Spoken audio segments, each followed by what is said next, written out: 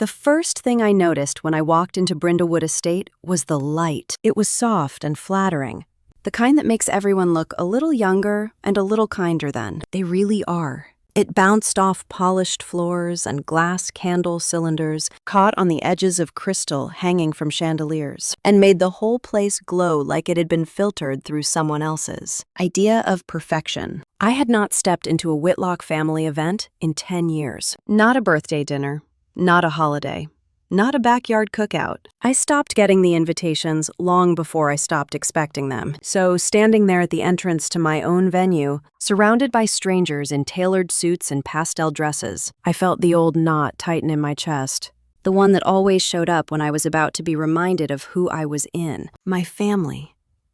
Not a daughter, not a sister. A background character everyone forgot was even in the room. The air smelled like garden roses and expensive perfume layered over. Champagne, somewhere deeper in the building. A string quartet played something gentle and romantic that made people tilt their heads and smile like they were in a commercial. I could hear laughter, the clink of glasses, the low hum of 100 conversations happening at once. No one looked at me twice. To them, I was just another guest who took a wrong turn on the way to the bar. My boots made almost no sound on the floor, but I still walked carefully, like the building might reject me if I stepped too hard. I could feel my pulse in my throat. My hands were cold. My face was calm. That was the thing about me. I had learned how to keep my face calm. I learned that skill young. The way some kids learn piano. What are you doing while you listen to this right now? Folding laundry, driving home, eating with a cup of coffee you reheated twice and forgot about it again. For me, when this happened, I was standing under a chandelier I paid for, watching my own family pretend I was a stranger. I took a breath that did not reach my lungs and scanned the room. Brindlewood was dressed for a wedding, the way it always was when someone with a big budget and a bigger ego wanted to impress their guests. An arch of flowers climbed up the far wall, soft blush and cream blooms spilling over like they were trying to escape. The tables were set with linen so crisp it looked starched into submission. Place cards were written in neat, loop's handwriting that said someone paid extra for that detail. Champagne flutes were lined up in perfect rows, like soldiers waiting for orders. And then I saw them. Mom was near the front, close enough to the ceremony space that no one could miss her. She wore a pale blue dress and a tight smile, the kind she saved for photographs and people she wanted to impress. Her hair was styled in careful curls that said she had been at the salon early. Dad stood beside her, shoulders slightly rounded, hands clasped in front of him like he was trying not to take up too much space. He looked older than I remembered. Or maybe I was just seeing him clearly for the first time in a long time. Natalie was the center of gravity, as usual. She had the kind of beauty that photographs well, and knows it. Her makeup was flawless, her hair smooth and shining, her posture practiced. She was laughing with Daniel, her groom, and a group of bridesmaids who looked like they came in a matching set. Everything about her screamed curated. Every gesture, every smile, every glance over her shoulder to make sure someone was watching. I stopped walking without meaning to. A server passed by with a tray of drinks, and for a second, my brain tried to grab onto something normal. Something simple, like the smell of citrus on the rim of a glass. But then, Natalie turned her head, and her eyes landed on me. Not in surprise, not in curiosity, in appraisal. She looked me up and down like I was a stain someone forgot to scrub out. Her mouth curled, and she leaned slightly toward her bridesmaids, close enough that it looked like she was sharing something sweet. Her voice carried anyway, sharp and deliberate, meant to cut through the room. "The stinky country girl is here." The words hit me hard in the center of my chest like a shove. My body went still. My brain went bright and quiet at the same time. I felt heat rush to my face and then drain away, leaving me cold. Her friends giggled.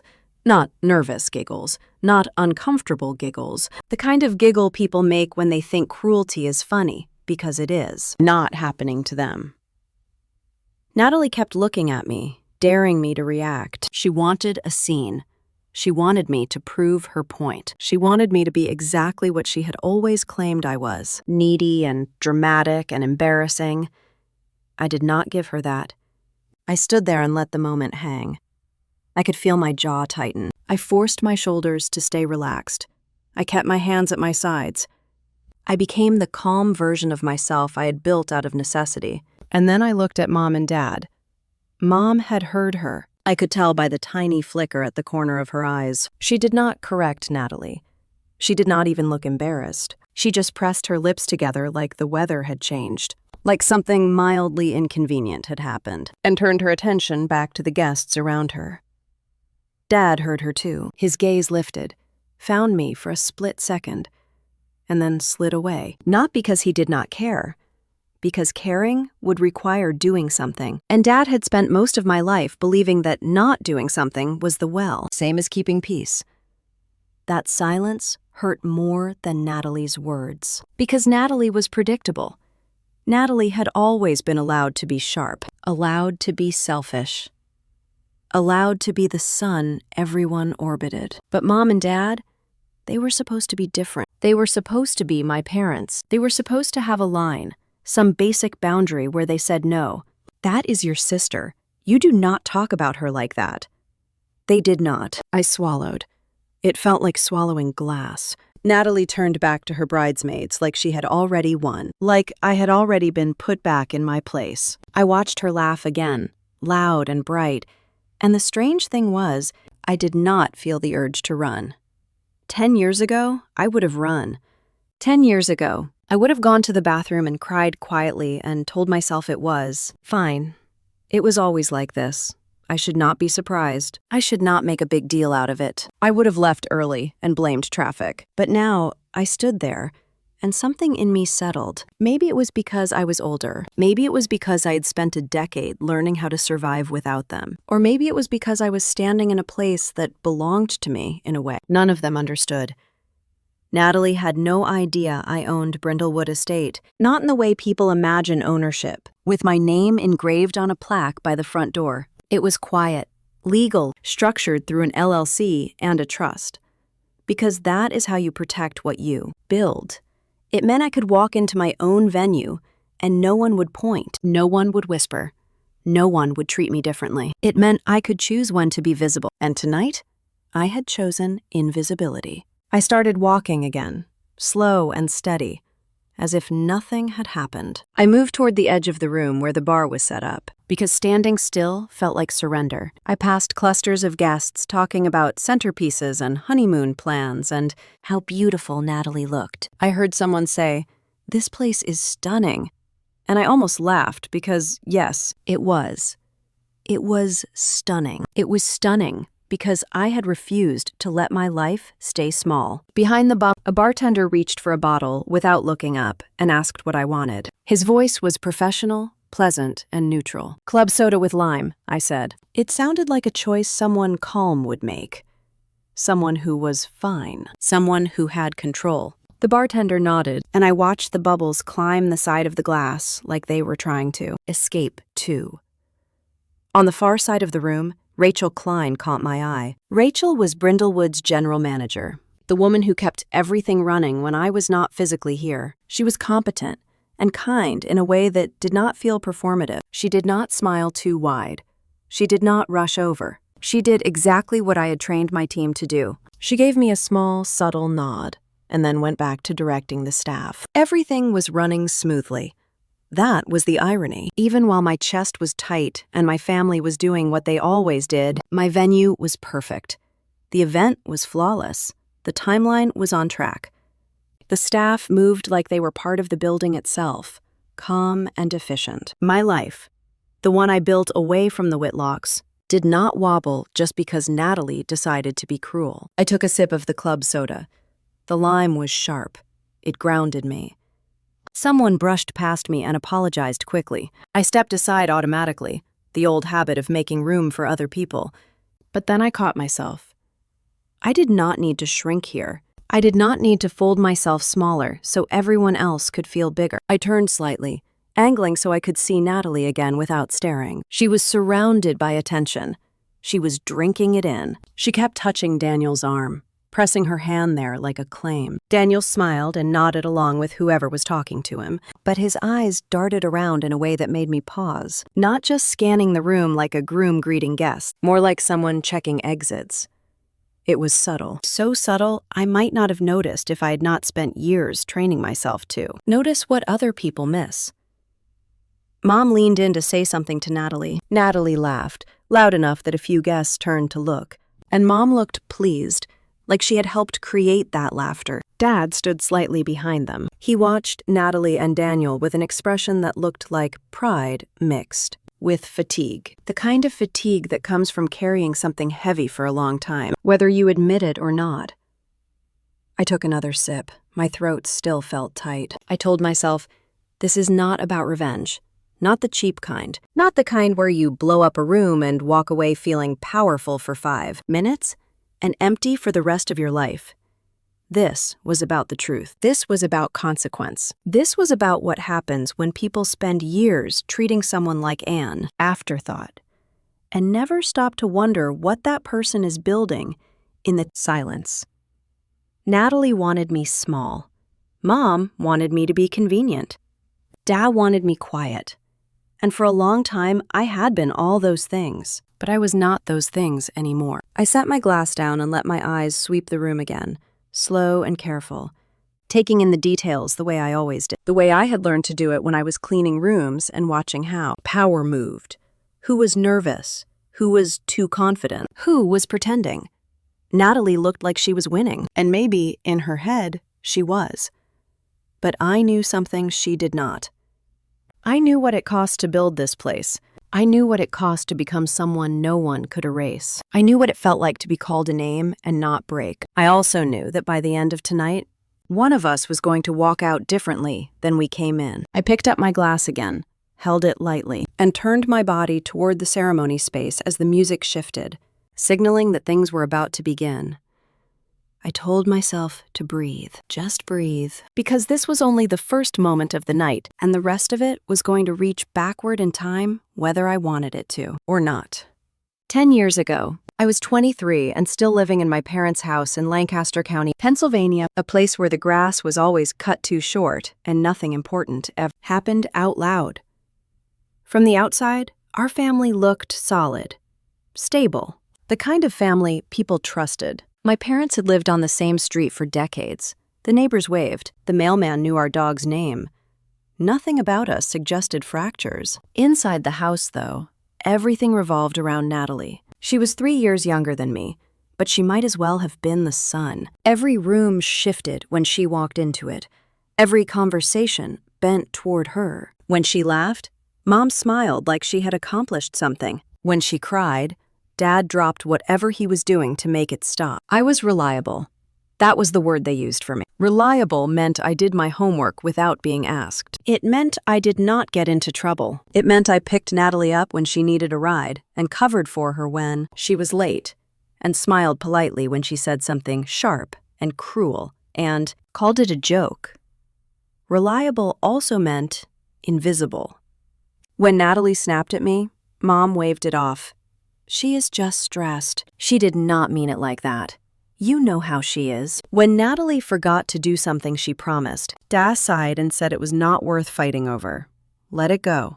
Keep the peace. Keep the peace was the phrase that followed me everywhere in that house. If Natalie took my things, I was told to share. If Natalie embarrassed me in front of her friends, I was told not to be so sensitive. If Natalie hurt me, I was told that I was strong enough to handle it. Strong enough became a trap. I remember one afternoon in the kitchen, standing at the counter while Mom made dinner. Natalie was sitting at the table, scrolling on her phone, not helping, not listening. She said something about me under her breath, something small but sharp. I do not even remember the exact words. I just remember how it landed. I told her to stop. That was all. Just stop. Natalie rolled her eyes and said I was always so dramatic. Mom did not look up from the cutting board. She said, Anna, just ignore her. You know how she gets. I stood there with my hands on the counter and felt something inside me shift. Not break, settle. Because that was the moment I realized that nothing I said would ever matter, more than keeping Natalie comfortable. Dad came home later that evening. He hung his jacket by the door and asked how our day had been. Mom said fine. Natalie said it was boring. No one asked me. At dinner, Natalie complained about something at work. Dad nodded and made sympathetic sounds. Mom offered advice. When I tried to say something about my own day, Natalie talked over me. No one corrected her. I pushed my food around my plate and felt smaller with every bite. After dinner, I followed Dad into the garage. He was organizing tools, lining them up in neat rows, the way he always did when he wanted to avoid talking about something. I stood there for a moment, watching him, waiting for him to notice me. "Dad," I said finally. He looked up, surprised, like he had forgotten I was there. "Yeah, kiddo." I told him I was tired. Not physically tired. Tired in a way that sat behind my eyes and made everything feel heavy. I told him I felt like I did not belong in my own house anymore. He sighed and leaned against the workbench. He rubbed his forehead with his thumb. He said things were just tense right now. Natalie had a lot going on. That Mom was stressed. That we were all doing our best. I asked him when it was my turn to be considered. He did not answer right away. When he did, he said, "You are strong. You will be fine. Just hang in there." That was the moment. Not because he was cruel. Dad was never cruel. But because he believed what he was saying. He truly believed that being strong meant not needing anything. I went to my room that night and closed the door. I sat on my bed and looked around at the walls I had lived with my whole life. The posters, the bookshelf, the small desk by the window. It all felt temporary suddenly. Like I had outgrown it without realizing. I thought about my grandmother, Eleanor. She had been the only person in that family who ever looked at me like I was, more than useful. When I was younger, she would take my face in her hands and tell me I was a thinker, a dreamer. She said the world needed people like that, even if it did not always reward them right away. One afternoon, not long before she passed, she had called me into her room. She reached into her jewelry box and held up a ring. Simple, elegant. Something that looked like it had lived a long life. "This will be yours someday," she told me. "You will appreciate it." Mom had been in the doorway. She heard it. She nodded. She did not argue. That memory sat heavy in my chest as I stood up and pulled a suitcase from the closet. I did not pack much. Clothes, toiletries, a notebook. I counted the cash I had tucked away over the years. $200. That was it. No safety net, no plan. I left the ring behind. Not because I did not want it, because leaving felt urgent, because staying another night felt impossible. I wrote a note and left it on my desk. It did not accuse, it did not beg. It just said I needed space, that I loved them, that I needed to figure out who I was without constantly shrinking. I waited for the house to go quiet. Natalie's door closed. The television turned off. Dad's footsteps faded down the hallway. I picked up my suitcase and walked out the front door. The night air was cool. The porch light buzzed softly above me. I stood there for a moment, half expecting someone to call my name, to open the door, to stop me.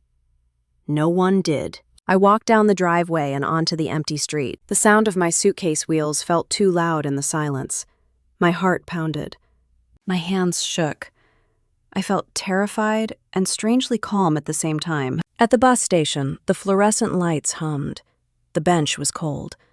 I bought a ticket to Philadelphia because it was far enough to matter and close enough to feel real. When the bus pulled in, I climbed aboard and took a seat by the window. I watched Lancaster County disappear piece by piece.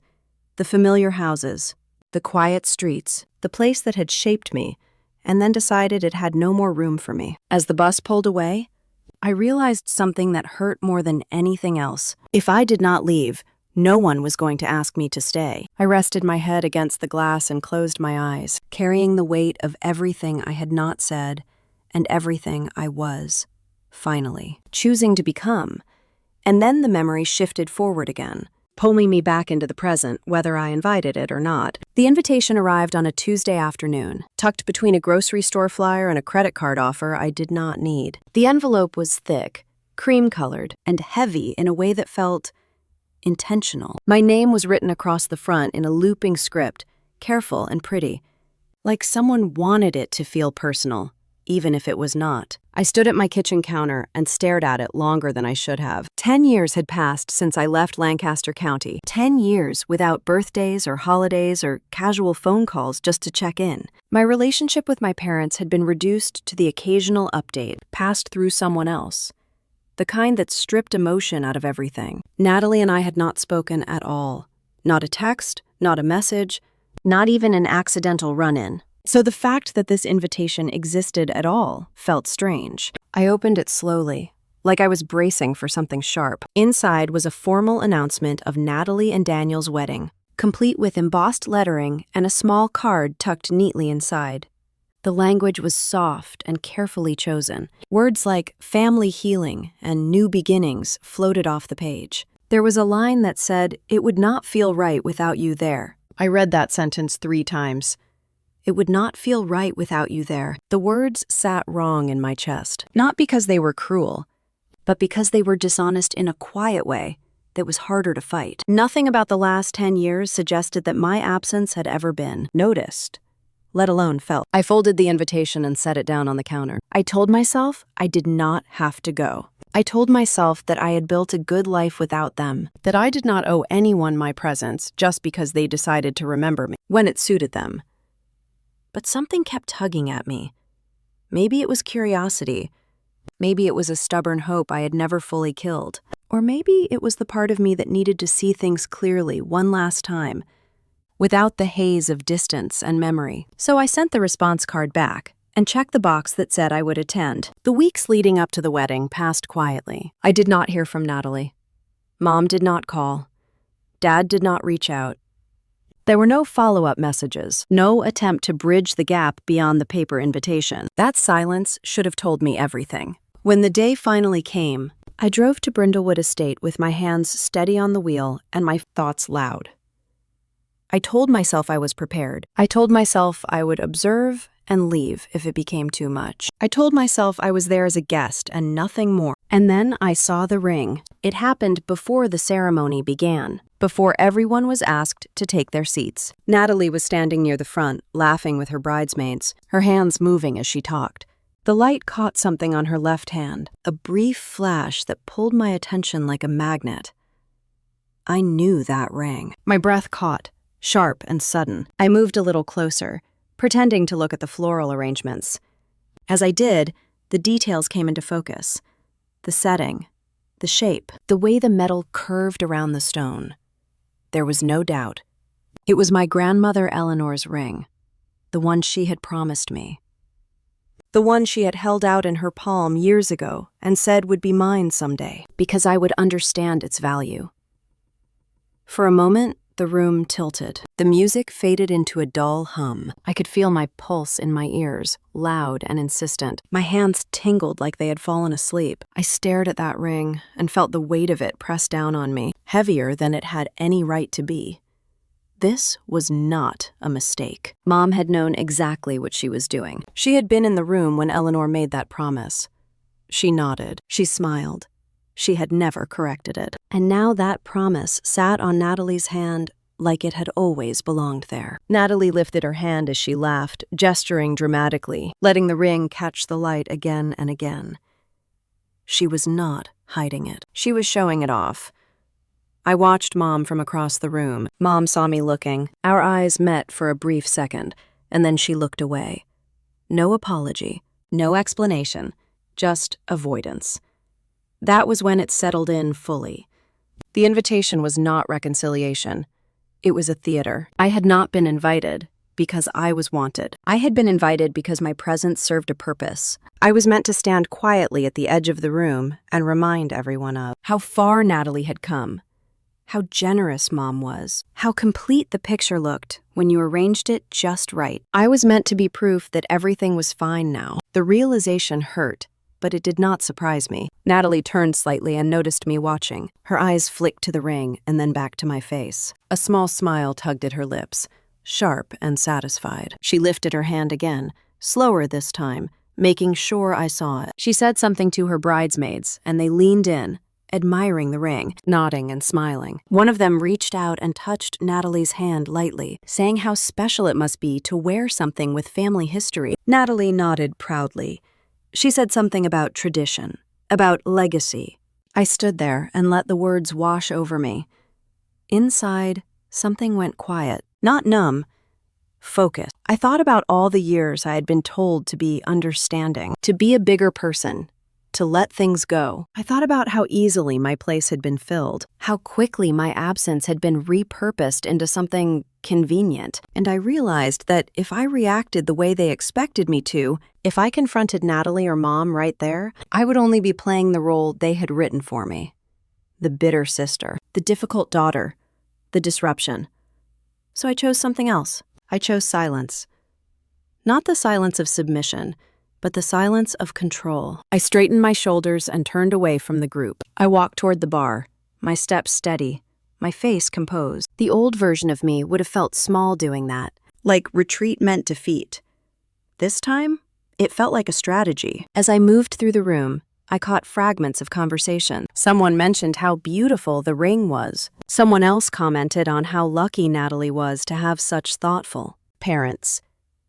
I heard Mom laugh softly in response, her voice warm and practiced. David stood nearby, listening, nodding, his hands folded in front of him. He did not look at me again. I wondered, briefly, if he knew about the ring, if he had agreed to it, or simply accepted it as another decision already made. I wondered if he ever thought about what it cost me to always be the one who adjusted. The bartender handed me a glass without comment. I thanked him and took a small sip, letting the familiar taste ground me. I told myself that this was information. Information was power. The ring told me more than any conversation ever could. It told me that nothing had changed. It told me that I was still expected to absorb the loss quietly so someone else could shine. And it told me that whatever happened next would not be an accident. Natalie had made her choice. Mom had made hers. I stood there, holding my glass, watching the room fill as guests took their seats. The ceremony was about to begin. The music softened. The chatter died down. I took one more breath, slow and deliberate. I was not here to beg for my place back. I was here to witness the truth. And now that I had seen it clearly, I knew one thing for certain. I would not disappear to make this easier for them. I would stay exactly where I was, calm and present, and let the night unfold on its own terms, knowing that what looked like celebration on the surface was already carrying the weight of something much heavier underneath. I set my glass down and turned toward the ceremony space, ready for whatever came next. And as the music swelled and people shifted into their seats, my mind slipped backward again to the first place where I learned how rooms really worked. Philadelphia did not greet me gently. I arrived with one suitcase, $200 folded in my wallet, and the kind of determination that only comes from knowing there is nowhere else to go. The city was louder than anything I had known. Sirens at night, buses hissing at corners, neighbors arguing through thin walls. I rented a room in a shared row house where the stairs creaked and the bathroom door never quite closed. I learned quickly how to make myself small without disappearing. My first job was as a housekeeper at a modest event venue tucked between a coffee shop and a printing business. It was not glamorous. Long shifts, early mornings, the kind of work where your body aches before your mind has time to complain. I wore a plain uniform and sensible shoes and learned the rhythm of the building faster than I learned anyone's name. Cleaning rooms teaches you things no meeting ever will. You learn how people treat spaces they do not believe belong to anyone. You see what gets left behind when guests assume someone else will deal with it. Crumpled napkins, half-full glasses, notes scribbled and forgotten. You learn which messes are accidental and which ones are deliberate. I watched guests move through the venue like they owned the place. Some smiled and said thank you. Others did not look at me at all. I noticed who apologized when they bumped into me and who expected me to step aside. Those small moments added up, painting a picture of how people saw themselves in the world. I paid attention to the staff, too. The loudest voices were not the ones making decisions. They were the ones filling space. The real authority moved quietly, a nod here, a raised eyebrow there. The manager who never raised her voice but somehow always got what she needed. The coordinator who listened more than she spoke and knew exactly when to step in. Money moved the same way. It did not announce itself. It flowed through invoices and contracts and conversations held just out of earshot. I watched vendors negotiate in hallways. I watched couples argue softly about upgrades they could not afford. I watched checks get by line. At night, after my shift ended, I sat on my bed in that small rented room and replayed the day in my head. Not the physical labor, but the patterns. Who reacted to stress with anger? Who reacted with planning? Who disappeared when things went wrong?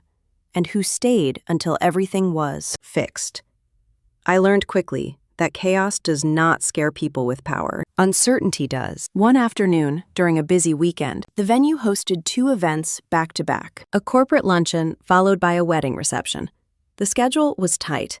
Everything needed to be flipped in less than an hour. The staff were moving fast. Tempers were short. I was cleaning the restroom near the main hall when I noticed something off. The air felt wrong. Not dirty, just heavy. I stepped into the hallway and saw that one of the catering staff was unloading equipment near a service door that should have been closed. The door led to the alley. I glanced outside and saw dark clouds rolling in. Summer storms in the city come fast. I checked the weather app on my phone and saw the alert for heavy rain within minutes. I walked back inside and saw water already starting to pool near the door. No one else had noticed yet. I did not have authority. I did not have a title. I had a mop and a uniform. But I had eyes. I moved quickly. I grabbed towels from the supply closet and started blocking the gap under the door. I flagged down another staff member and gestured for help, explaining in short sentences what was happening. She nodded and ran to get the maintenance supervisor. By the time the rain hit, we had sealed the door and redirected the equipment. The water stayed outside. The transition between events stayed on track. The manager arrived just as the storm picked up. She looked at the door, then at me, then at the towels. She asked what happened. I explained simply. I saw the weather. I saw the door. I acted. She nodded once and said, "Good catch." That was it. No applause. No announcement. But the next week, she asked me to stay after my shift. She asked how long I had been working there. She asked if I had ever done anything besides housekeeping. She asked if I would be interested in helping with operations a few hours away. A week. I said yes without hesitating. The change was gradual. I did not stop cleaning rooms overnight. I just started doing other things too. Checking schedules, coordinating with vendors, making sure setups matched diagrams. I listened more than I spoke. I asked questions when I needed to. I took notes. I learned how quickly small mistakes can turn into big problems and how easily they can be avoided if someone is paying attention. I also learned how often people underestimate the person standing quietly in the corner. There were days when I went home exhausted, my feet aching, my head full. There were nights when I missed the simplicity of not caring. But there was a steady feeling growing in me too, a sense that I was building something solid, piece by piece, without anyone noticing enough to interfere. No one asked about my family. I did not volunteer the information. In that building, my past did not matter. Only my reliability did. And this time, reliability was not a trap. It was a foundation. The manager started trusting me with more responsibility. Vendors learned my name. The staff came to me with questions. I learned how to anticipate problems before they happen, how to keep things moving without drawing attention. One evening, after the last guest left and the lights dimmed, the manager stopped me near the exit. She told me she had been watching how I worked. She said she appreciated that I noticed things others missed. She said she was creating an operations assistant role and wanted to know if I would consider stepping into it full-time. I felt my chest tighten. Not with fear this time, but with something close to pride. I told her I would. As I walked home that night, the city felt different. Not kinder, just more navigable. Like a place with edges I was finally learning to read. I did not know then where this path would lead. I did not know it would bring me back to a wedding, 10 years later. Standing under chandeliers and watching my family repeat old patterns. All I knew was that for the first time in my life, I was being valued not for how much I could endure, but for how much I could see. And that was enough to keep me going. Time has a way of smoothing the sharpest edges without dulling the lesson underneath them. The years after I stepped into that operations role did not arrive all at once. They stacked quietly, one responsibility at a time. one decision built on the last. I did not wake up one morning transformed. I woke up every morning prepared. By the time the calendar turned toward the early part of the next decade, I was no longer cleaning rooms. I was still walking the floors, still noticing the corners people missed. But now it was with a clipboard in my hand and a schedule in my head. I learned how to read contracts without letting my eyes glaze over. I learned how to listen when someone talked past the point they meant to make. I learned that the fastest way to lose control was to announce how much of it you thought you had. I did not spend money recklessly. I was saved. I reinvested. I asked questions that made people uncomfortable because they exposed gaps. I partnered carefully. Choice people who did not need to be the smartest person in the room as long as the room worked. The venue I started in grew. It expanded its reach. It hosted bigger events, higher profile clients, more complex logistics. I stayed behind the scenes, content to let others take credit for what functioned smoothly. That choice confused some people. They asked why I did not want my name out front, why I did not want recognition. I told them I preferred stability. That was true, but there was more to it than that. Being unseen had once been a wound. Now it was a tool. When the opportunity came to buy in, I did not rush it. I reviewed every document twice. I consulted people who understood the law better than I ever would. We structured the ownership through an LLC and a trust, not to hide anything, but to protect it. To protect me. By the time the final arrangement was signed, my role was clear. I was an owner in every way that mattered, and invisible in every way that kept the peace. The staff did not know. The clients did not know. The vendors did not know. Only one person did, Rachel Klein. Rachel had been with the venue longer than almost anyone else. She had the kind of calm competence that made chaos pause when she entered a room. She did not waste words. She did not posture. She simply handled things. The first time she learned the full scope of my involvement, she did not react the way people usually did. She did not smile too wide or look impressed. She just nodded and asked what I needed from her. I told her the truth, that I wanted the venue to run exactly as it always had, that my name did not need to be attached to anything publicly, that discretion mattered. She understood immediately. From that point on, our working relationship shifted slightly, not in warmth, but in clarity. She looped me in on decisions that affected the long-term health of the kids, business. She asked for my input when contracts crossed certain thresholds. She treated me like what I was, an owner. The rest of the world kept seeing me as someone else entirely. I still dressed simply. I still walked the floors. I still paid attention to the way guests treated staff and how staff treated each other. I believed that how a place functioned when no one important was watching said more than any review ever could. There were nights when I stayed late, sitting in the quiet after the last chair had been stacked and the lights dimmed. The building felt different then. Honest. You could hear the hum of the refrigeration units, the distant traffic outside, the echo of footsteps long gone. It was on one of those nights that everything became real in a way it had not before. The paperwork was scheduled to be finalized after hours. I had asked for it that way, not out of secrecy, but out of preference. I liked decisions made without an audience. Rachel stayed late with me. She handed me a folder thick with documents, tabs neatly placed. She walked me through the final steps, her voice steady, her explanations clear. There was no ceremony, no congratulations, just signatures and initials and quiet understanding. When we finished, she gathered the papers and told me she would file everything in the morning. She asked if I needed anything else.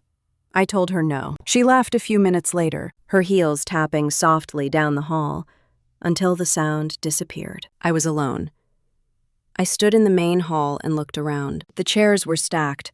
The tables were bare. The lights were low enough that shadows pooled in the corners. The space felt larger without people in it. I took a slow walk across the floor, my steps echoing faintly. I touched the edge of a table, the smooth surface familiar under my fingers. I thought about the first time I had cleaned that same surface years earlier, when I was just another person in a uniform, trying not to take up space. There was no rush of emotion, no tears, no dramatic sense of victory, just control. Control built carefully over time, earned through attention and restraint. I locked the doors behind me and stepped outside into the cool night air. The city hummed the way it always did, indifferent and alive. I breathed it in and felt grounded. I did not call anyone. I did not celebrate. I went home, cooked a simple dinner, and went to bed knowing that my life had shifted, permanently and quietly. In the years that followed, the venue continued to grow. We hosted weddings, conferences, fundraisers, celebrations of every kind. I approved budgets. I evaluated expansion opportunities. I said no more often than I said yes. My family remained distant. The occasional update reached me through old connections. Dad was fine. Mom was busy. Natalie was doing well. Doing well meant different things depending on who you asked. When the inquiry came in for Natalie's wedding, it arrived like any other. Dates. Guest count. Requests. The name on the form did not register at first. Rachel brought it to my attention, her expression neutral. She told me it was a family name. I looked at the file and felt something tighten in my chest, familiar and unwelcome. Natalie Whitlock. My sister had chosen my venue. Of course she had. It was the kind of place she would want. Elegant, established, impressive, a setting that reflected the image she had always worked so hard to project. Rachel waited while I processed it. She did not ask questions. She did not offer commentary. I told her to proceed as usual. I did not tell my family anything. Not because I wanted to surprise them, not because I was planning anything dramatic, but because it was not my responsibility to manage their assumptions anymore. As the wedding approached, I walked the space more often. I reviewed layouts. I approved the details. I made sure everything would be flawless. Standing there on the wedding day, hearing Natalie's voice cut through the room, seeing the ring on her hand, feeling the weight of years settle in my chest, I understood something with absolute clarity. The building she was celebrating belonged to me. The floors beneath her heels, the lights above her head, the doors that welcomed her guests and would eventually usher them out. All of it was mine. And she had no idea. I took a slow breath and let that knowledge anchor me, knowing the night was far from over, and that what came next would test more than just my patience. The ceremony ended exactly the way ceremonies always do. Music swelled. Applause rose on cue. Natalie walked back down the aisle, glowing, triumphant, holding Daniel's arm like she had won something permanent. Guests stood, smiling, dabbing at their eyes, convinced they had just witnessed a perfect beginning. I stayed where I was, clapping politely, watching the details instead of the picture. Rachel caught my eye from across the room. She did not wave or signal. She simply held my gaze a beat longer than usual and then looked toward the side entrance near the service corridor. That was enough. I excused myself quietly and moved through the edge of the crowd, slipping into the hallway where the noise softened and the air felt cooler. The scent of flowers gave way to the faint smell of cleaning solution and metal. Behind the scenes always felt more honest. Rachel met me halfway down the corridor. Her face was composed, but there was tension in her jaw I had learned to read over the years. She told me someone was outside asking for the groom, Daniel. Not a guest, not family. Someone who did not belong. I asked what he said. She hesitated, choosing her words carefully. She said he was agitated, but trying to stay calm. He kept repeating Daniel's full name. He mentioned money. He mentioned a deadline that had passed. He asked if Daniel was hiding inside. I did not feel panic. I felt something colder click into place. I asked if security had intervened. Rachel said they were keeping him outside for now, but he was not alone. There were 2 others waiting near the parking lot. None of them looked like vendors or guests who had lost their way. I asked what else she had heard. She lowered her voice and told me one of the catering assistants overheard part of a conversation when the man was on his phone. Words like crypto losses, gambling, loans that were supposed to be short-term but had grown teeth. The picture started forming in my mind. I thanked Rachel and told her to keep things contained. I asked her not to involve my family yet, not because I was protecting them, but because I needed clarity before chaos. She nodded. She trusted my judgment. That trust mattered. I walked back toward the reception area, my steps measured. Guests were already moving toward cocktail hour, laughter returning easily now that the formal part was over. Natalie and Daniel were surrounded, accepting congratulations, soaking in the attention. I watched Daniel more closely this time. Up close, the cracks were visible if you knew how to look. The tightness around his eyes, the way his smile arrived a half-second too late, the way his hand gripped Natalie's just a little too firmly, like he needed the anchor. He laughed when someone spoke to him, but his gaze flicked toward the doors more than once. People with nothing to hide do not watch exits. I drifted closer, close enough to hear fragments of conversation, without appearing to listen. A friend joked about risky investments. Daniel laughed too loudly and waved it off, saying everyone takes a hit sometimes. Someone else mentioned a recent trip to Atlantic City and said it must have been fun. Daniel's smile faltered, then recovered. Natalie did not notice. Or if she did, she chose not to. She was in her element. Compliments slid over her like sunlight. She touched her ring often, twisting it slightly as she talked. A nervous habit or a deliberate reminder, I could not tell which. I caught Dad standing near the bar, his posture stiff, his expression thoughtful. He looked tired, older than I remembered. He smiled when someone spoke to him, but it did not reach his eyes. Mom hovered nearby, fussing over details that did not matter. Adjusting place cards, straightening napkins, staying busy in the way she always did when she wanted to avoid looking at something directly. I wondered what they knew, or what they thought they knew. I stepped back into the hallway and leaned against the wall, letting the hum of activity wash over me while I sorted through the pieces. Daniel came from money, or at least he had once. That much was common knowledge. Natalie had mentioned his family investments more than once in the past, always with a tone of pride, as if his success reflected on her. But money that announces itself often does not last. Crypto losses explained some of it. A lot of people had been burned chasing quick returns, believing they were smarter than the market, luckier than everyone else. Gambling made the rest make sense. The desperate need to fix a mistake before anyone noticed. The belief that one more win would make everything right. I had seen that pattern before, not just in finances, but in people. The part that made my stomach tighten was not Daniel. It was Natalie. I pulled Rachel aside again and asked her to check something discreetly. I wanted to know if any paperwork had come through recently tied to Whitlock. Construction.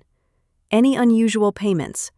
Any liens. Any refinancing tied to the wedding timeline. Rachel did not ask how I knew the company name. She simply said she would look. While she worked, I stood near the service entrance and listened. One of the men outside raised his voice slightly. Not enough to cause a scene, but enough to carry. He said something about promises, about being patient long enough, about needing to see Daniel tonight. Security kept him calm, but the tension was palpable, like a storm waiting for a reason to break. Rachel returned a few minutes later, her face grave. She told me there had been recent activity, significant paperwork filed quietly, assets leveraged, lines of credit extended under Whitlock Construction's name, not Daniel's, Natalie's. My chest tightened. I asked if Dad had signed anything. Rachel shook her head. The signatures were Natalie's.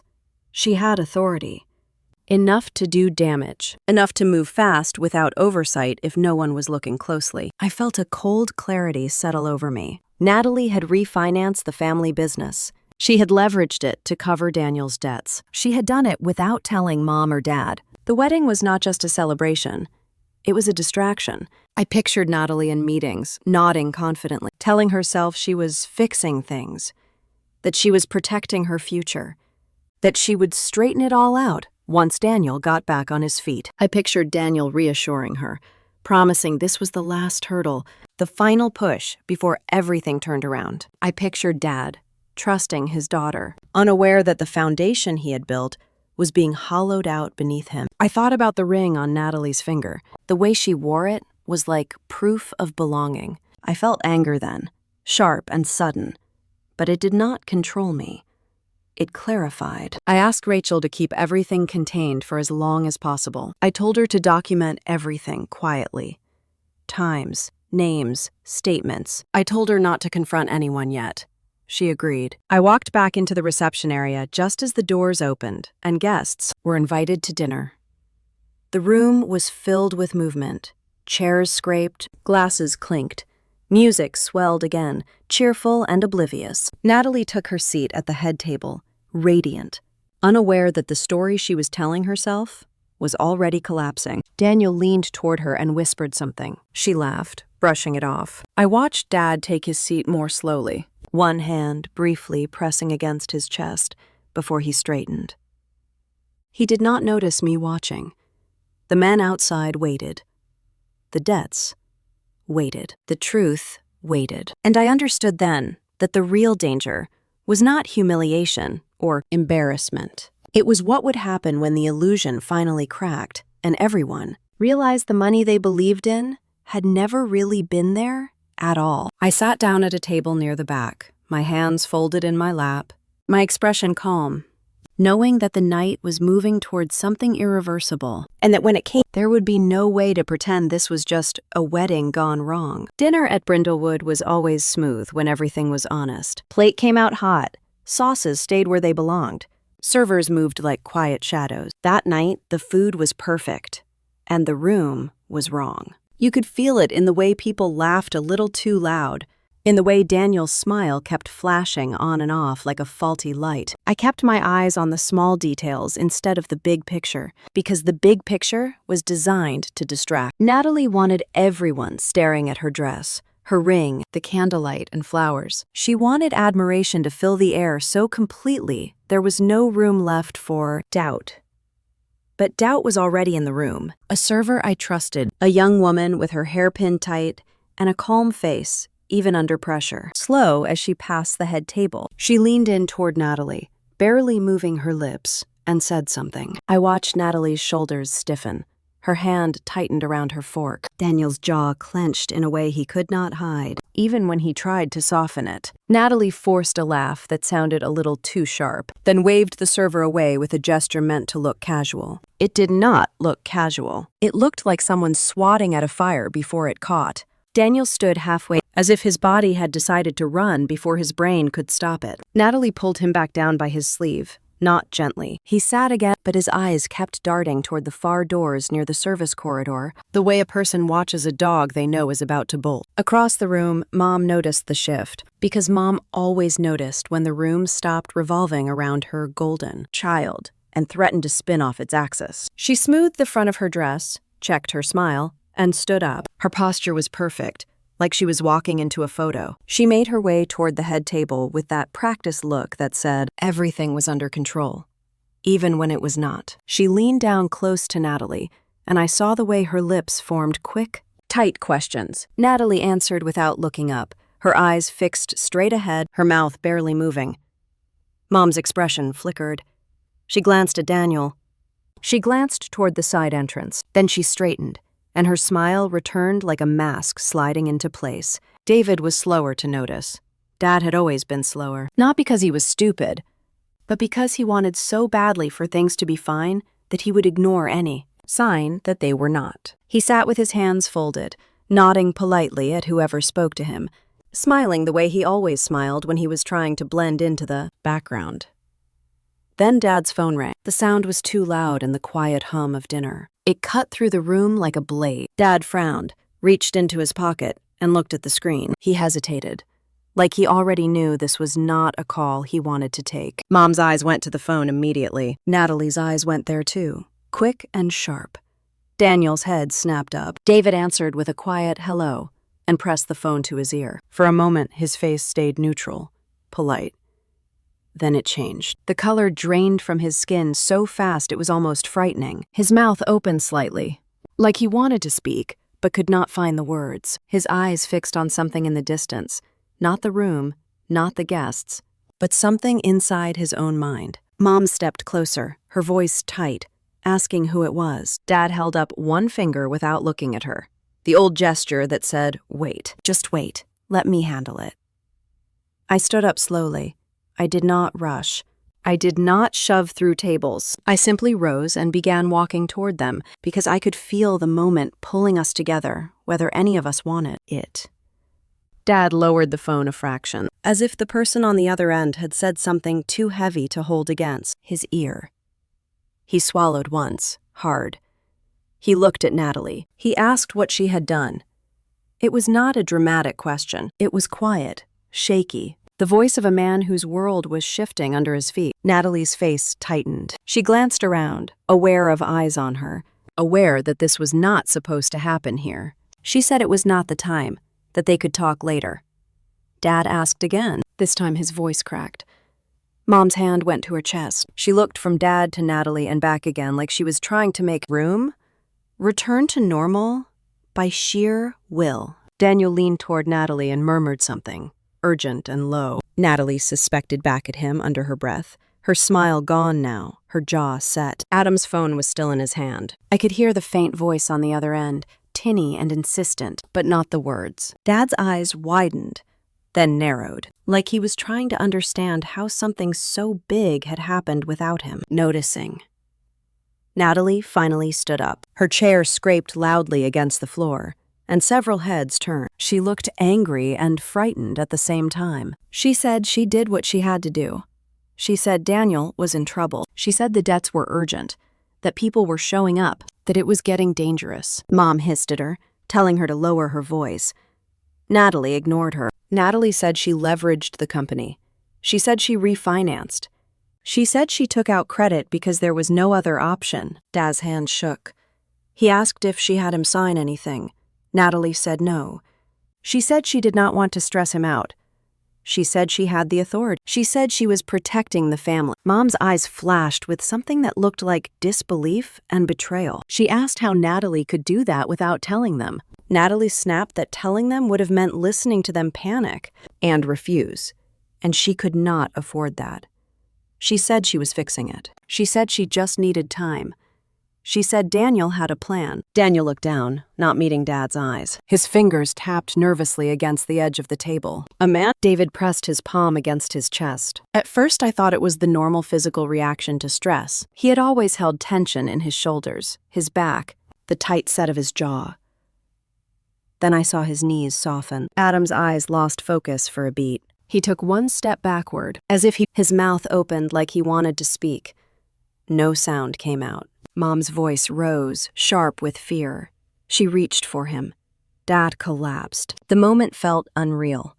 The room went chaotic all at once. Plates rattled. Someone screamed. Chairs scraped back. A glass shattered against the floor with a crisp pop that echoed in the sudden silence. I was moving before I fully thought about it. I was on my knees beside him, my hands on his shoulders, trying to keep his head from hitting the floor hard. His skin felt clammy. His breathing was uneven. His eyes fluttered. I told him to stay with me. I told him to look at me. I told him help was coming. Mom dropped to her knees on the other side, crying, calling his name over and over. Her hands shook so badly she could barely touch him. Natalie stood frozen for a second, her face white, her lips parted. Daniel grabbed her arm and pulled her back, not toward Dad, but away from the crowd, away from the center of attention, like he wanted to escape before anyone asked questions. Someone yelled for a medic. Someone else ran toward the entrance to call for an ambulance. Brindlewood staff moved in fast, trained for emergencies. Rachel appeared, her face composed, but her eyes sharp, directing people to clear space. Dad's phone lay on the floor near his hand. The call was still connected. I could hear the voice on the other end saying, "Hello, hello," louder now. I scooped it up, ended the call, and set the phone on the table, because nothing on that call mattered more than Dad breathing. The paramedics arrived quickly, their presence cutting through the panic like a knife. They knelt by Dad, asked questions, checked vitals. One of them asked about medications. History. Mom tried to answer, words tumbling out, not coherent. I answered what I could, even though it felt strained. I had not been in their lives for years, but I knew enough. Dad had always worked too hard. He carried stress like it was his job. He rarely complained. He hated doctors. The paramedics lifted Dad onto a stretcher with practiced efficiency. A monitor beeped. A bag valve mask hissed softly. The sound was mechanical and terrifying at the same time. Mom tried to climb into the ambulance immediately. One of the paramedics told her she could follow in her car, that they needed space. Mom begged, saying she needed to be with him. I stepped in. I told them I would ride with him. Mom looked at me like she had forgotten I existed, like my voice arriving in that moment startled her. Then her face crumpled. She nodded, and I could see something like gratitude flash through the fear. The ambulance doors closed with a heavy thud. Inside, the lights were harsh and clinical. The siren wailed as we moved, and the sound vibrated through my ribs. I sat beside Dad, my knee pressed against the bench, holding his hand because it was the only thing I could do. His hand felt heavier than I remembered. His fingers were cold. His breathing sounded strained. I leaned in and spoke softly. I told him I was there. I told him to keep fighting. Just keep breathing. One breath at a time. His eyes opened for a moment. They found mine. Unfocused, but aware enough to recognize. His mouth moved. He whispered my name. Hearing it in that space broke something loose in me. Not in a dramatic way.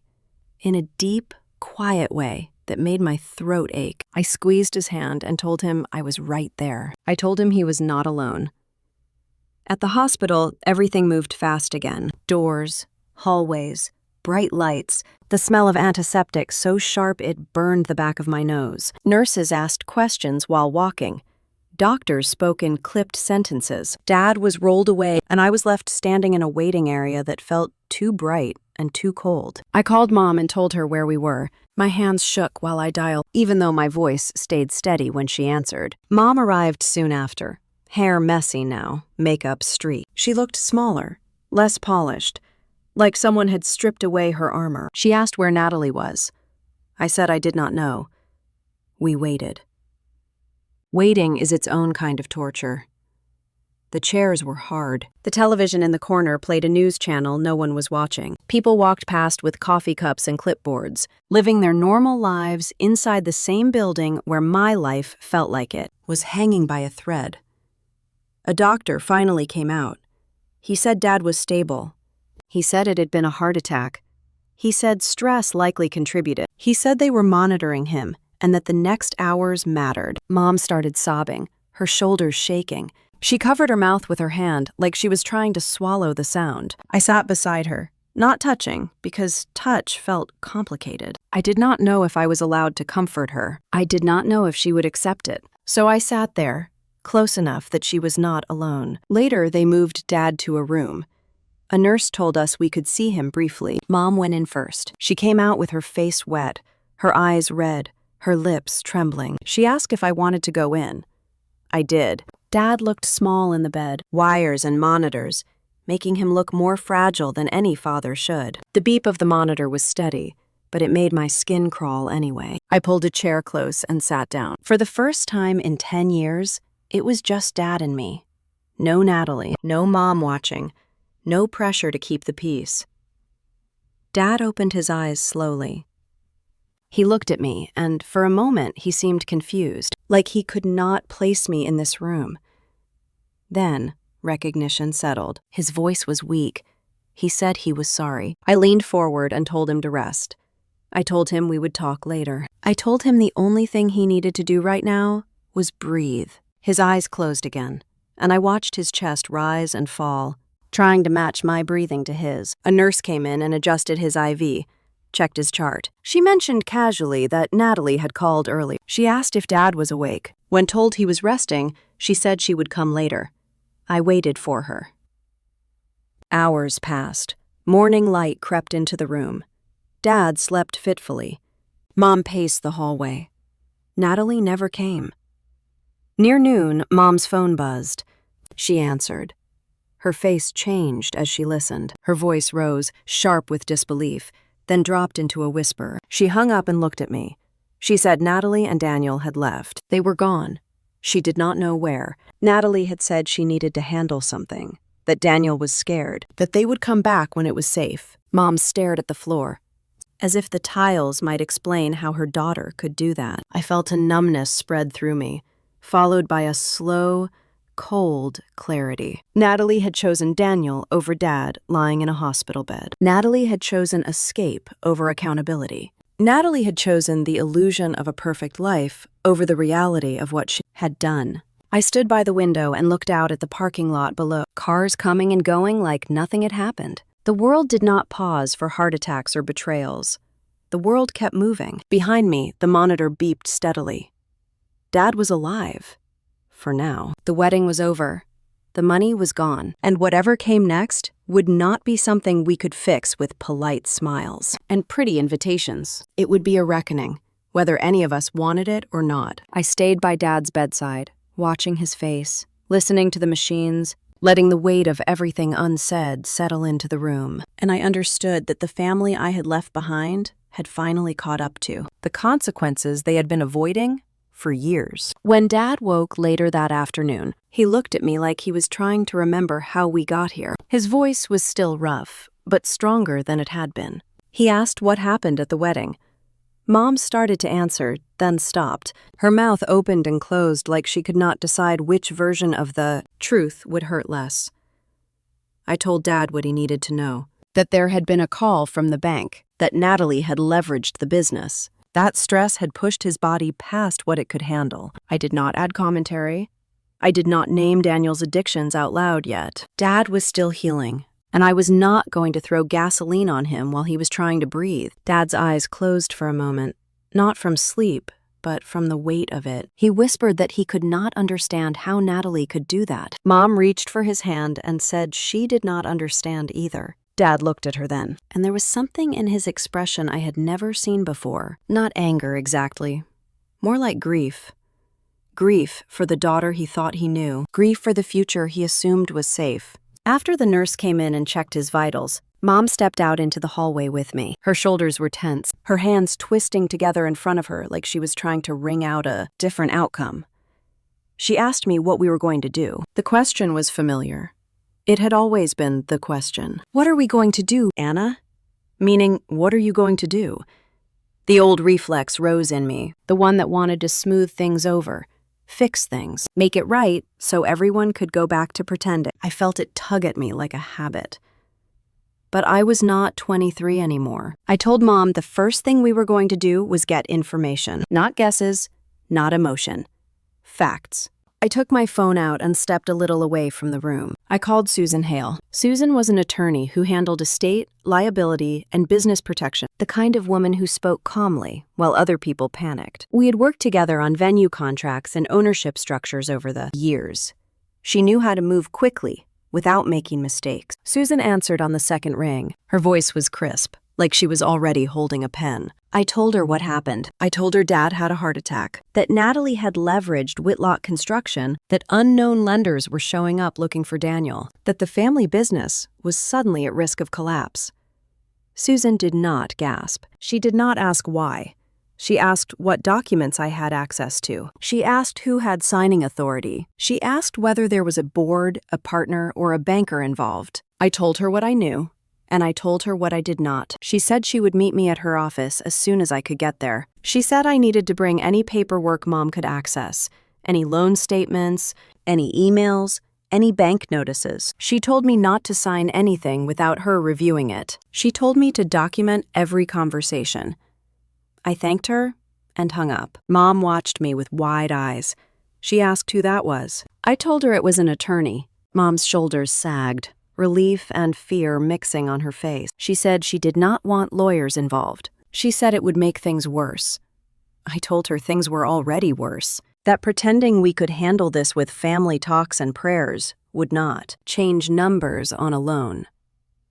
Mom swallowed hard. She nodded, like she hated the truth, but could not argue with it. I asked her where the business paperwork was kept. She hesitated, then said it was in a file cabinet at home, plus some things on Dad's laptop, plus whatever Natalie had taken with her. I felt my jaw tighten at that last part. Mom said she did not know what Natalie took, but she had been secretive for months. She had been making calls, having meetings, telling Mom not to worry because she was handling wedding planning and business details at the same time. Mom said she believed her. Of course she did. The nurse came out and said Dad needed rest. Mom nodded and wiped her face, trying to collect herself. I asked if she had heard anything from Natalie beyond that call. Mom shook her head. I told Mom I would meet her at the house later to gather documents, then take them to Susan. I told her to stay with Dad, to focus on him, not the business, not Natalie, not appearances. Mom asked me if I was going to come home. The question was quiet, almost hopeful. And it hit me in a strange place. Not because I wanted to say yes, but because I realized she was asking for the old version of me. The version who came back and took over when things got hard. The version who fixed everything so she could keep believing her family was fine. I told her no. I said it gently, but I said it clearly. Mom's eyes filled. She asked why, as if the reason was not 10 years long. I took a breath and told her I would help stabilize the company because Dad needed stability to heal. I told her I would help because I did not want Dad to lose everything he built. I told her I would help because I could.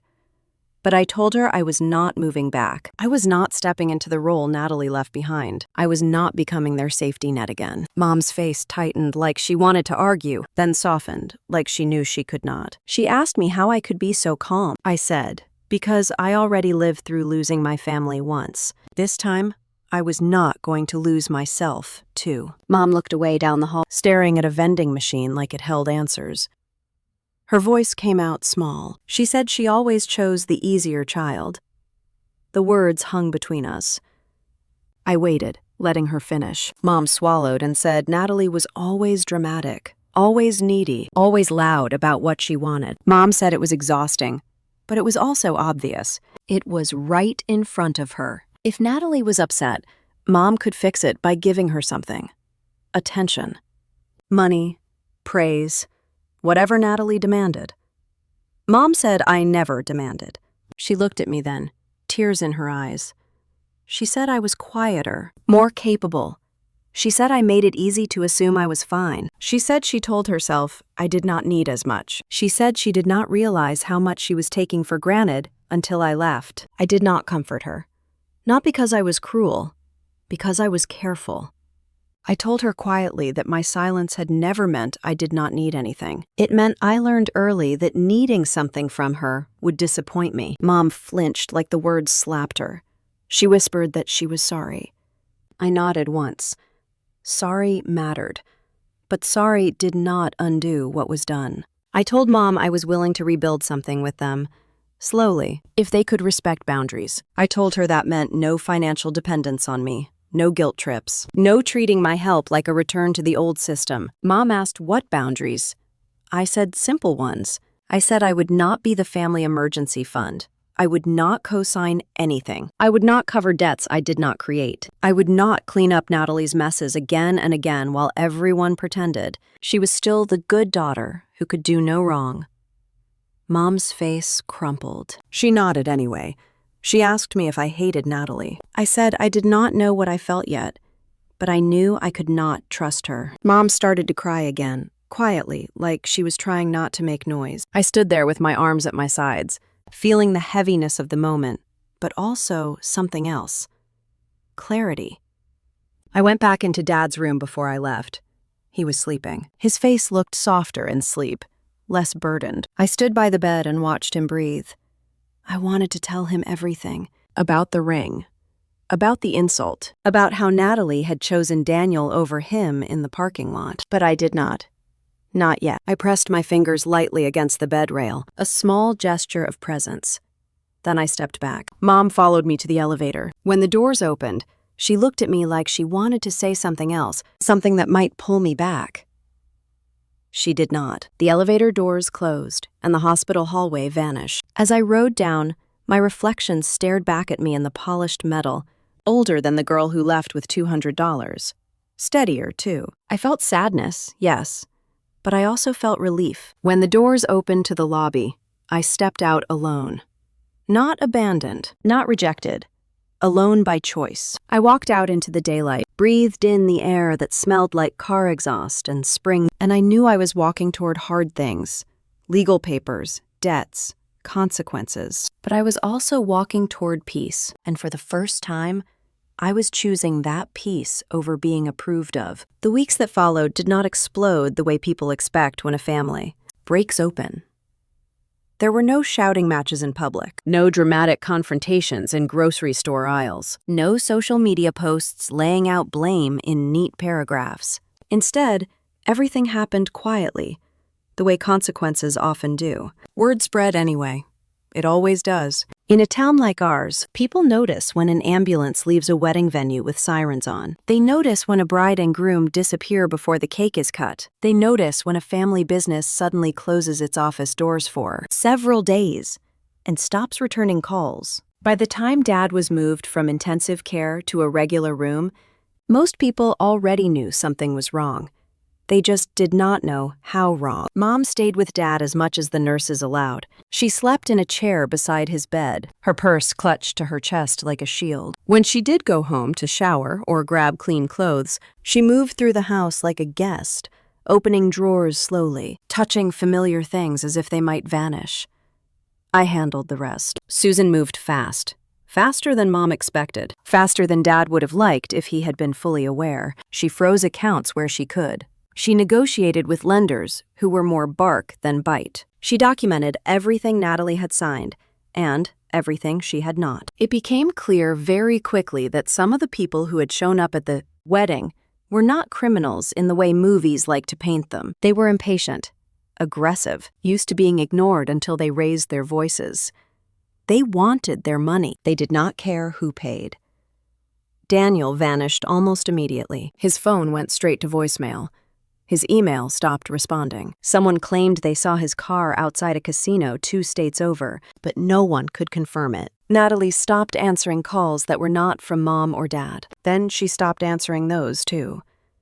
The community adjusted. The same people who had toasted Natalie and Daniel just weeks earlier now lowered their voices when Mom walked past. Invitations dried up. Conversations ended awkwardly when someone realized Mom was standing behind them.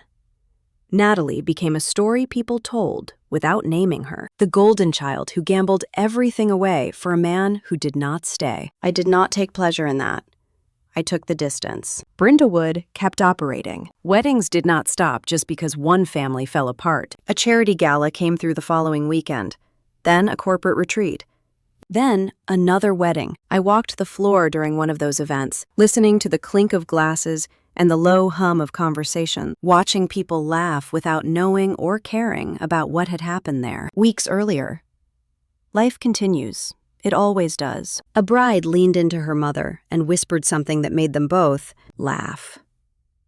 A father practiced his speech quietly in the corner, his hands shaking a little. The staff moved smoothly, doing what they always did. No one knew me as anything but another woman in sensible shoes moving through the room with purpose. And that was exactly how I wanted it. Dad recovered slowly. He followed the doctor's orders more carefully than I expected. He ate what he was told.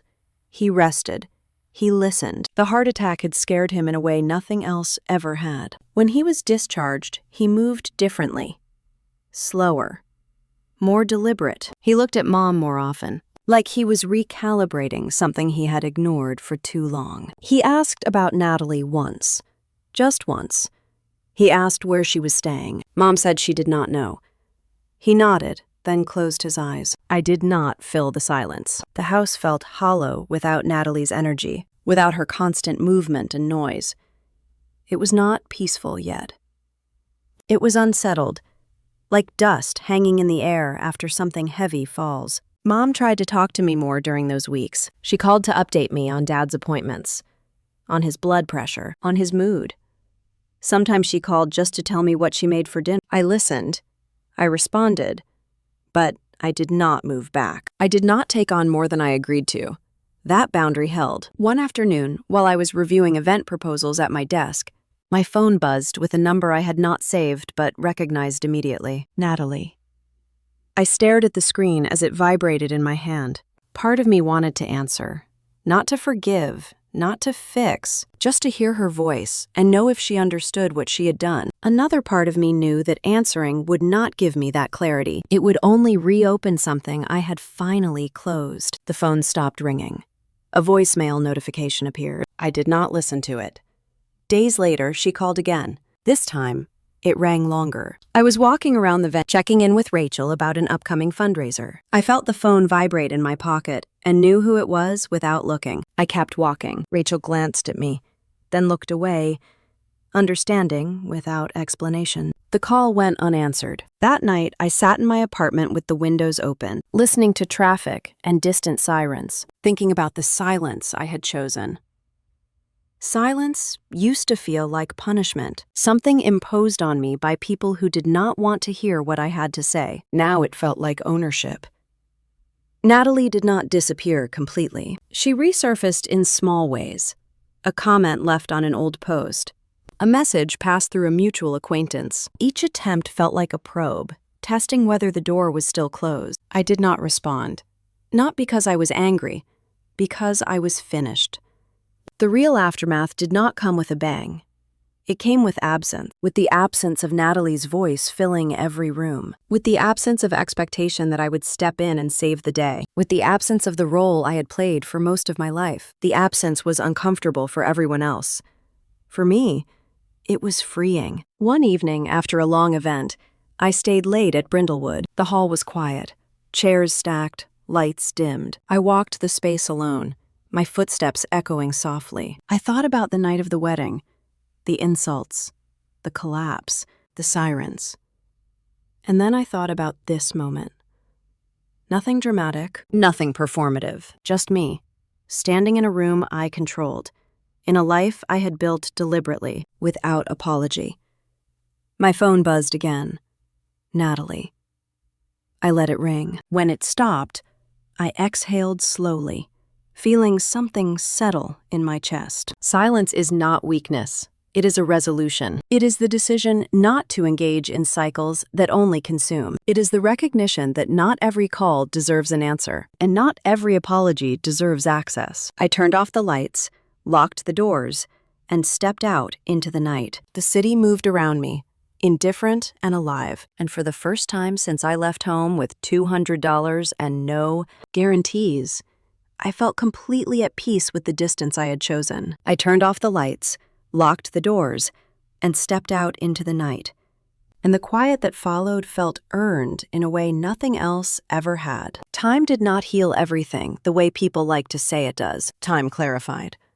It stripped away the noise and left only what was real. In the months after the wedding, after the hospital, after the calls that went unanswered, I began to understand what that night had actually been about. People assumed the reveal was the venue. They assumed the moment of power was knowing I owned the building Natalie had tried to humiliate me in. They assumed it was about money, status, or some perfectly timed reversal where I finally got to stand taller than the people who once looked down on me. That was never it. Pounding the building was just paperwork. It was a tool. It was leverage I never had to use. What I revealed that night was the truth that the story my family had been telling themselves for years was built on denial. The truth that the golden child could fail. The truth that the quiet one was never weak, just unseen. The truth that pretending everything is fine does not make it so. That truth did not explode. It settled. Mom and Dad adjusted slowly, painfully.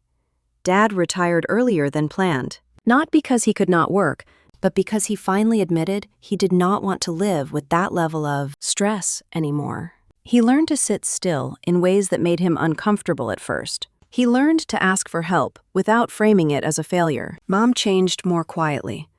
She did not become a different person overnight, but she started noticing when she reached for the easiest answer instead of the honest one. She apologized without trying to explain herself afterward. That alone told me she was listening. I speak to them now. Not every day. Not every week. We have dinner sometimes.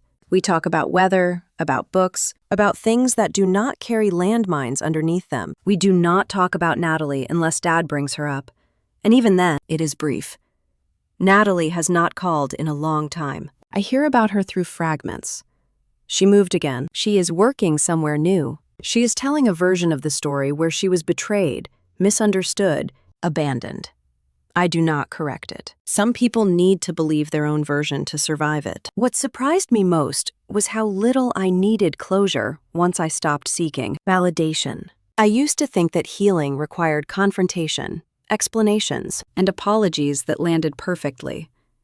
It does not. Sometimes healing looks like deciding you are done explaining yourself to people who never really listened. Brindlewood continues to host weddings. New brides walk those floors every weekend, laughing, nervous, hopeful. Fathers straighten their ties. Mothers wipe away tears. Staff move quietly, keeping everything running smoothly. None of them know my story. They do not need to. I walk those halls sometimes after everyone leaves, when the building is empty and honest. I touch the walls. I listen to the echo of my own footsteps. I remember the girl who cleaned those floors once, learning how power actually works. Power is not volume. It is a choice. The choice to leave. The choice to return. The choice to help without surrendering yourself. The choice to stay silent when silence protects your peace. The night Natalie sneered and called me the stinky country girl could have broken me if it happened years earlier. Back then, I might have tried to prove myself. I might have begged for acknowledgement. I might have handed over everything I built just to be accepted. Instead, I stood there and let the moment pass through me, because by then, I already knew who I was. What I owned was never the building. It was my clarity. It was my ability to walk away from dynamics that fed on my silence. It was my refusal to confuse loyalty with self-erasure. It was my willingness to help without disappearing back into the role. Outgrew. I did not win by humiliating anyone. I won by choosing myself. If you are listening to this and you have ever been told you were too much or not enough for your own family, I want you to hear this clearly. Silence can be power, and truth can be the loudest revenge. I am truly curious to know what integrity means to you and where you are listening from. Share your thoughts in the comments. And if this story resonated with you, if it made you feel seen or steadier in your own choices, please like this video and subscribe so more stories like this can find them, people who need them. I did not reclaim my life by taking something from someone else. I reclaimed it by remembering it was mine to begin with.